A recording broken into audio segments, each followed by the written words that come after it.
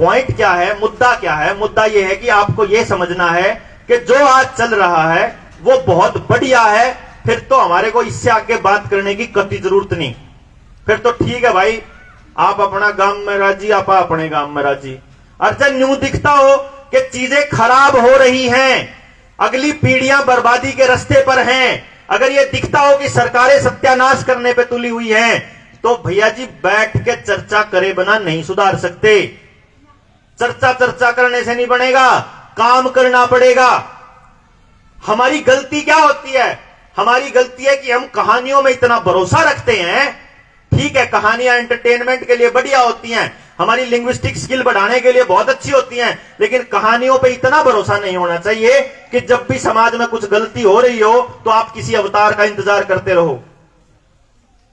किसी को जरूरत नहीं है आपके गांव में आके धक्का करने की कि अपने बालका ने बचा लो, हमने भी जरूरत को नहीं है।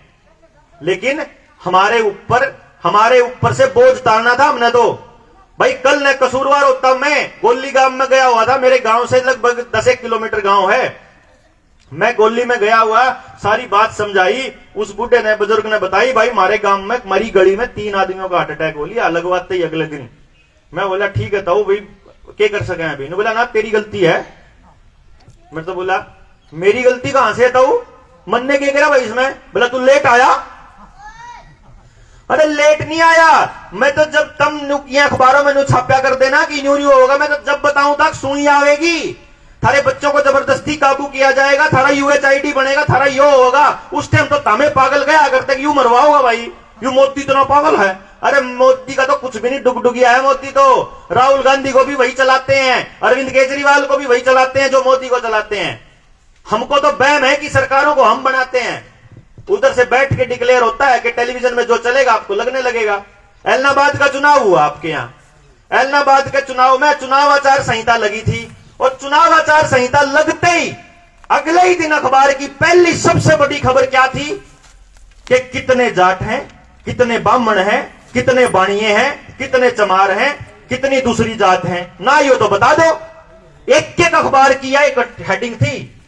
हर आदमी ने जिसने अखबार पढ़ा वो इसी पे चर्चा करने लग गया, यूं भूल ही गया अब बीमारी भी है, ड्रामा भी चल रहा, धक्का भी हो रहा, बड़का के स्कूल भी बंद है, बिजली के रेट बढ़ गए, कनेक्शन नहीं मिल रहे, जमीन मुआवजा नहीं मिल रहा, बीमे की किस्त काट ली, वो तो सारी बात भूल गए।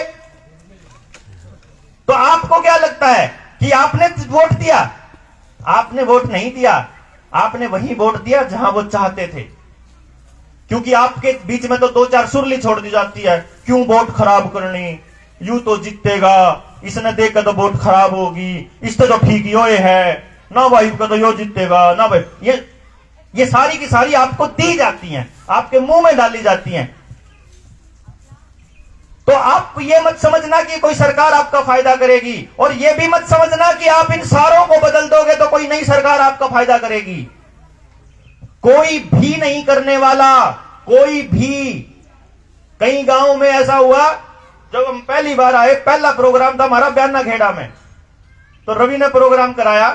वो गांव में एक छोरा ने न्यू कह दिया, बोला देवेंद्र बलारा आगे बढ़ो, हम तुम्हारे साथ हैं।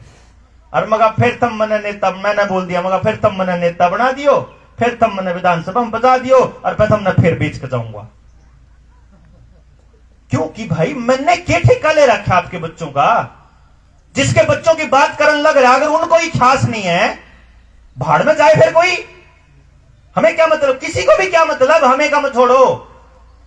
हम तो फिर भी इतनी भड़कले गान लग रहे आपके बीच में, हम तो फिर भी न्यू कह रहे हैं भाई, यू कसूर होता मेरा, मने बेरा लग गया था कि अपने देश के लोगों के साथ षड्यंत्र चल रहा है, अगर मैं उनको नहीं बताऊंगा तो मैं कसूरवार। बताने के बाद भी वो घरों में घुसे रहते हैं, बताने के बाद भी वो ताश खेलते रहते हैं, बताने के बाद भी वो नशा करते रहते हैं, बताने के बाद भी अगर अपने नौजवानों को घर से बाहर नहीं निकालते तो कसूरवार है वो। अपनी कोई जिस दिन अपना काम हो गया, हमने अपना बोझ अपने सिर आपके सिर पे घेर दिया, इब करो च ना करो, अपन कोई मतलब नहीं। करोगे तो आगे खड़े पावांगे गोली खान खातर। क्यों कही यह बात? क्योंकि आज तक जिसने भी ये बात कही कि गांव को बचाने के बिना आप देश को नहीं बचा सकते, अगर देश बचाना है तो गांव बचाना पड़ेगा, गांव की संस्कृति बचानी पड़ेगी, गांव को कबाड़ होने से बचाना पड़ेगा, उसकी खेती, उसका इलाज, उसकी पढ़ाई, उसका रोजगार, गांव और जमीन के आसपास सुनिश्चित करना पड़ेगा। इसके बिना गांव नहीं बच सकते। जहर मुक्त खेती, बिना केमिकल के इलाज, बच्चों की वो पढ़ाई कि वो समाज के लिए तैयार हो, ना कि रपे के लिए, ना कि कोठियों के लिए, ना कि गाड़ियों के लिए, यानी समाज के लिए बच्चा तैयार हो। इस तरह की पढ़ाई का इंतजाम गांव के लोगों को करना पड़ेगा। जब तक ऐसा गांव डेवलप नहीं होगा तब तक आप देश को नहीं बचा सकते।